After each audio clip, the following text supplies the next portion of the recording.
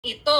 Kaya bumahag na ang buntot mo, bumahag na ang umurong na ang betlog mo kasing liit din ang butike. Wala ka talagang betlog, wala kang bayad para ipakita sa taong bayan kung sino itong mga loan bettors na ito. At kasi wala naman talaga, walang nananalo dahil sinabi na nga, inamin na nga ni Robles na yung mga litrato ay edited. So again, there's no such warm body o persona o kahit hayop ang nanalo sa draw ng loto. Kasi ang mga litrato ay hinango nila o ninakaw, kinamkam sa clothing company. That's number one issue na pinagtatakpan nila. Kaya si Pastor Kibuloy ngayon ang kanilang ginagamit, and the rest of the congregation, the rest of the KOJC members na nilalapastangan ng gobyernong ito ang kalayaan nila, ang kanilang fundamental rights to practice para maging malaya ang kanilang pananampalataya kung sinong gusto nilang pagdasalan, gusto nilang hingan ng kanilang mga problema. At kung si Pastor Kibuloy ang nakikita nilang leader, dahil yan naman talaga ang leader ng kanilang kongregasyon, yan po ay pinanghihimasukan ng buwaka ng inang gobyernong ito para pagtakpan ang issue sa loto number 1. Loto, kaya huwag kayong tumaya. Another loto number 1 na issue, smuggler, Michael Ma, gusto nilang pagtakpan. Pag-a-appoint ni Kuting kay Michael Ma na walang dokumentasyon, hindi pinaalam sa bayan, ikinubli, inilihim ng mga putang ina, yan ang gusto nilang pagtakpan. Pulburon, ang pagiging sangkot ni Kuting sa pulburon, ang pagiging bangag niya, gusto nilang pagtakpan. Kaya ang bunganga ako dito, everyday maririnig nyo. Kasi ayokong makalimutan ninyo ang tunay na issue. Di ba? Ano pa? Yung tungkol dyan sa agrikultura, sa Department of Agriculture na binaboy ni Kuting. Diba? Kasama pa ng mga smuggling business nila. Smuggling, yan ang gusto nilang pagtakpan. Yung kahirapan ng Pilipino, kahirapan dahil sa pangangamkam nila, dahil sa pag-travel here, travel there, party here, over there, pag-attend ng Coldplay, diba? Ng concert na nag-chopper, pero sa mga sundalo, dinedma, walang pakialam, lahat ng kaputahan gusto nilang pagtakpan. Alright? So yan yung mga issue na gusto nilang palangga. Okay? Peace and order. Well, ang peace and order, karugtong yan ng pulburon. Kaya ang target nila para makalimutan sa social media, kasi ang panlaban natin is social media. Alright? Kayong mga members, not only the KOJC, all members of this, lahat ng miyembro, when I say lahat ng miyembro ng ating society. Kahit sabi ko, kahit atheist ka o hindi ka naniniwala sa Diyos, wala kang pinaniwalaan, kasama ka dito, mga palangga, na gusto nilang babuyin at kalimutan ninyo ang mga isyong ito. Nakakagalit. Okay? Nakakagigil. Why? Balikan lang natin. Okay? Mapunta na ako dun sa hudyat. Okay? Hudyat. Yung hudyat na ibinigay sa inyo ng pagkakataon na kung saan noong February 19, noong idinamay o isinangkot ang pangalan ni Pangulong Duterte at ni Sara na sila ay nakatanggap ng bag of guns. Remember that?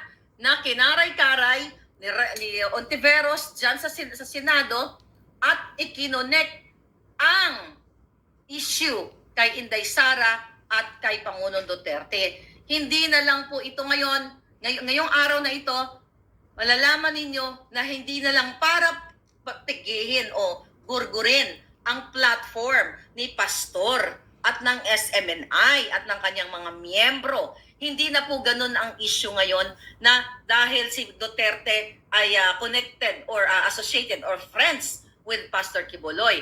The big issue now na kailangan nyong malaman na galing po ito sa ating puting ahas na sinasabi sa akin na Miss Maharlika, kailangan ma-intercept natin. Kailangan malaman hindi lang miyembro ni Pastor Kibuloy, kundi buong sambayan ng Pilipino na ano ko lang dito, ang kanyang mensahe, mga palangga. Okay? Ng buong okay, ng buong sambayan ng Pilipino na may plano ang kuting at ahas na agawin o kamkamin ang propriedad o ang property ni pastor at ng kanyang mga religious members. See that? So, ang sabi dito, Miss Maharlika, natatandaan niyo ba nung hearing na i-connect si Sara at si Pangulong Duterte? Hudyat yon. Okay ito, na posible, okay? Ang plano nila, dahil ito po ang naririnig namin dito sa loob, na pwedeng tamnan ng mga matataas na kalibre ng baril, okay? O kung ano pa mga illegal na mga kontrabando na pwedeng ihagis sa property o itanim sa property ng KOJC para sila madiin at maantala ang kanilang religious practice. At ito pa, at hindi lang si Pastor Quiboloy ang tinatarget, kundi ang buong KOJC, pati mga miyembro pati mga miyembro ng KOJC. Okay? Dahil okay. Naririnig po namin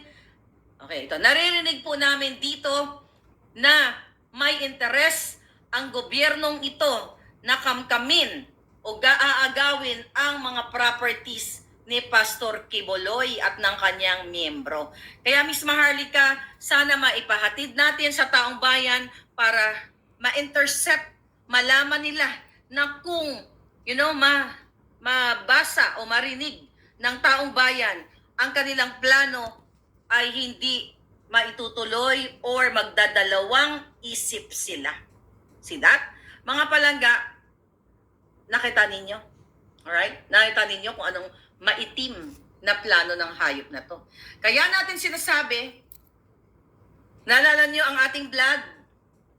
Itong nagbigay sa atin ng information, mga palangga, ibang tao na naman ito.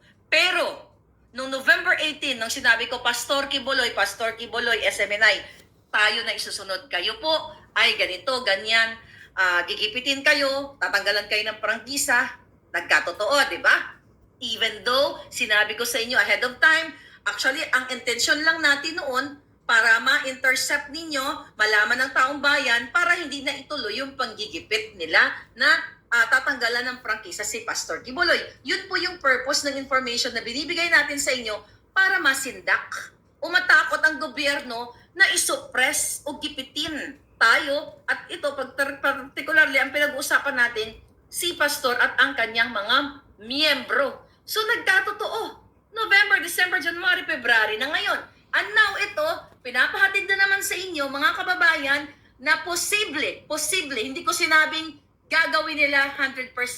The reason of this vlog, para po maalarma at malaman din ng mga grupo o mga members ng KOJC na kayo po ay magmatsyag, lalo dyan sa Davao, sa Prayer Mountain ninyo, sa inyong property na kung saan, dyan kayo nagdinilay, dyan nyo inihinga ang inyong mga problema, dyan kayo nagdadasal.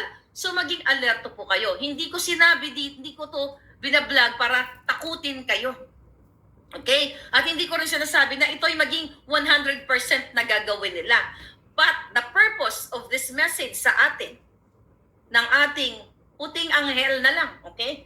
Na nakarinig, na sukang-suka na kay Marcos Jr. at kay Ahas, para malaman ng taong bayan na posible na hahagisan nila ng mga baril o kung ano paman para magdiin kay Pastor Quiboloy. Kasi nga, ito, remember that, ito nga sabi ng ating informer.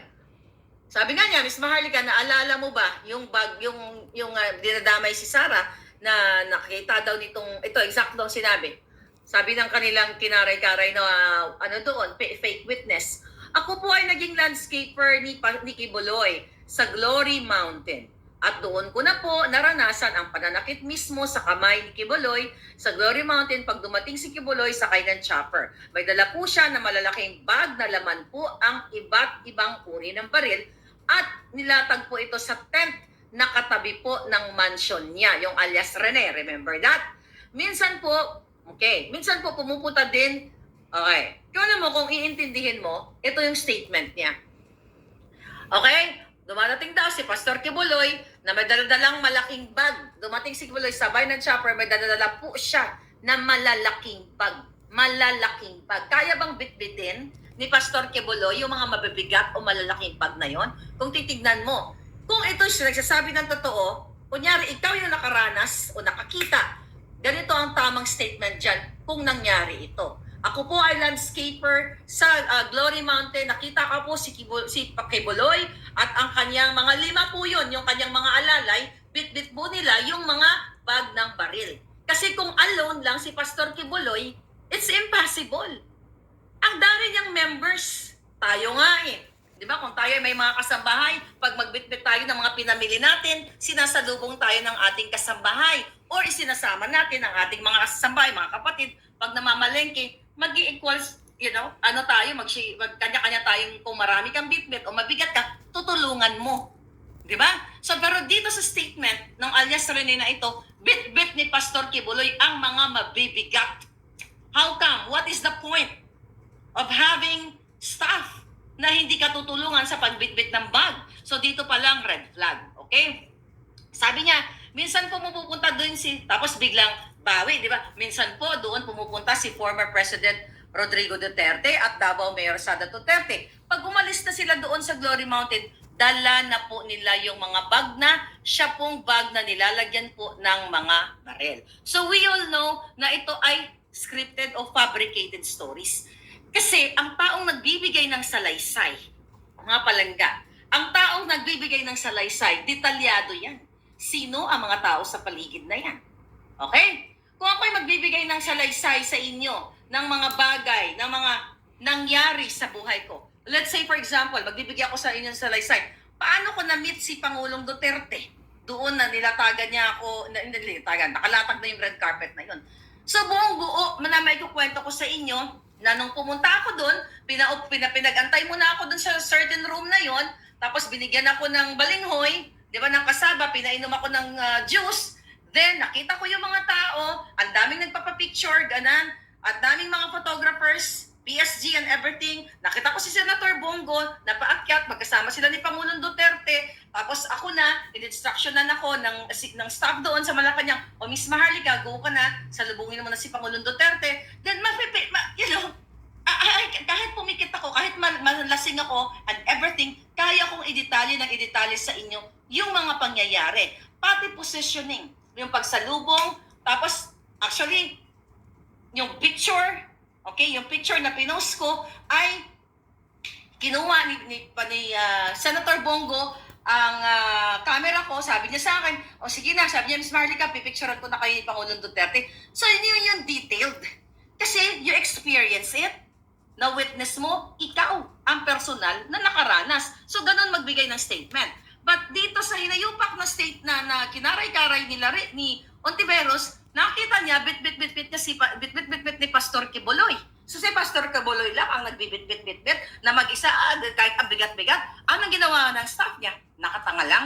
So we all know na gustong i-destroy si Pastor Kibuloy. Again, hindi ko po siya pinagtatanggol.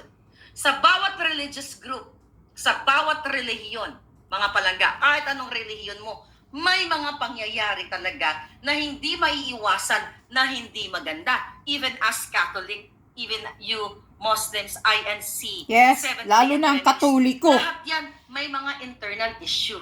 Daming jirjiran ng mga pari, molester ng mga pari. So ano yan? So ibig sabihin na idadamay mo number 1 mabaho ang Katoliko na kasi mga kababayan, relihiyon, ang ginagawa nila daming issue. Pagkikipit kay Pastor Kibuloy. Tama, at sa kanilang panggigipit mga miyembro, lang. Pati ngayon, pagtatanim o pagbabayad nila ng mga homeless people around the area para sirain ang kongregasyon. Mga kababayan, okay, meron ito. Kaya nga, di ba, merong batas, hindi lang sa Amerika, hindi lang sa Pilipinas at sa iba pang mga bahagi ng mundo, ang kalayaan ng mamamayan na pumili kung anong religious group ang kanyang papasukan. kung ano ang gusto niyang sambahan. Kasi ano Palayaan ba ang natin purpose yan ng kung religion saan sa buhay tayo. natin? Di ba? Ang purpose ng religion sa buhay natin, para sa akin, meron kang community na kapag ikaw ay depressed, ikaw ay malungkot, ikaw ay may mga problema, meron kang sasandalan. Merong isang pastor o merong isang pare na iyong ihingaan, Father, ganito po, ganyan-ganyan, namumroblema po ako sa buhay ko. Anong role ni Father? Di ba? Papalakasin niya yung loob niya. So, maaring nasa down moment ka na ng buhay mo. Kunyari, like ako ay miyembro ng KOJC. Sobrang ang dami kong problema. Ito, nilatag ko. Ang sabi kinausap ko kunwari si pastor, dahil siya ang pastor ko. Pastor, ito po yung nangyayari, ito po yung yung pamilya ko, ito po yung kaibigan ko. Ganyan, down na po ako, gusto ko nang tumalo ng building. Parang ganon. Dahil nasa lowest point ka ng buhay mo, anong role ni pastor? Maharlik ka. Kay lahat tayo, may pinagdadaan ng problema, manalig ka sa Diyos Ama, ganyan. So, kumbaga na-enlighten yung iyong kadili, yung iyong yung bagsak mong kaisipan dahil nasa madilim ka na bahagi ng buhay mo. So kung mayroong isang pastor, may isang pare, even kaibigan, mga palangga, even kaibigan, magiging savior mo ang kaibigan mo na somehow, nung nasa darkest point ka ng buhay mo, na hindi mo alam, gusto mo tumalon sa building, gusto mong whatsoever, naliwanagan ka. Then, as a religious group or as a religious leader, yun ang paniniwala ng mga members nila na si pastor, o let's say ako, mayroon din akong grupo na si Maharlika ay savior siya dahil siya ay nagbibigay ng kaliwanagan sa kanyang mga nasasakupan na imbis na malugmok, ay what? Pinapalahanan niya ng kanilang miyembro na hindi ito katapusan ng mundo, hindi ibig sabihin wala na tayong pag-asa na mabago ang Pilipinas, may pag-asa pa kung tayo ay magsama-sama. And again, sabi nga dito sa Article 3, Section 5 of the 1987 Constitution, no law shall be made respecting an establishment of religion or prohibiting the free exercise thereof. Walang pwedeng ipasa, di ba, na batas na magdi-disrespect, okay, sa freedom na i-exercise ng mga religious groups, religious leader, mga believer, di ba? At yung kanilang the free exercise and enjoyment of religious profession and worship. Yun nga yung sinasabi ko. Hindi pwedeng panghimasukan ng gobyerno, okay? Ang iyong enjoyment na nararamdaman sa iyong religious group, sa inyong kongregasyon, walang pwedeng manghimasok. Batas, walang isinabatas na pwedeng panghimasukan ng gobyerno ang isang taong nananampalataya, whether ang tingin nyo, di ba? Ang tingin nyo kay Pastor Kibuloy ay ganitong ganyan. Walang karapatan si Virus, si Risa, ang gobyerno na sirain o agawin sa kanyang mga miyembro ang kanilang mga paniniwala na in-instill sa kanila ni pastor o kung sino man ang kanilang mga leaders doon, sila nung bata pa. Walang pwedeng umagaw sa kanila, lalo na yung pag-agaw ng property ng kanilang pinagsasambahan. Wala. Hindi mo pwedeng sasabihin na ito ay kulto, ito ay ganyan. Nakalagay po yan sa konstitusyon. Okay, basahin natin. Okay?